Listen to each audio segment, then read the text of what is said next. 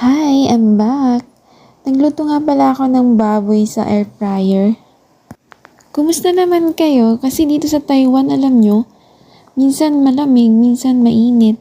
Di mo maintindihan yung panahon dito. Parang relasyon nyo. Minsan cold, minsan hot. What? Ano daw? Anong pinagsasabi ko dito?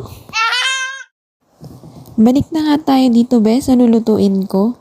So, ayan, nakita nyo naman siguro kung anong mga linagay ko, di ba? Nga pala kung napansin yung pinya linagay ko kasi walang kalamansi dito eh. Tapos binabad ko muna siya ng mga 1 oras. Nilagay ko muna siya sa ref. After 1 hour, kinuha ko na syempre at nilagay ko na sa air fryer. At linuto ko lang siya ng 15 minutes. Siguro naman luto na yan. O diba? So yun lang guys. Thank you for watching.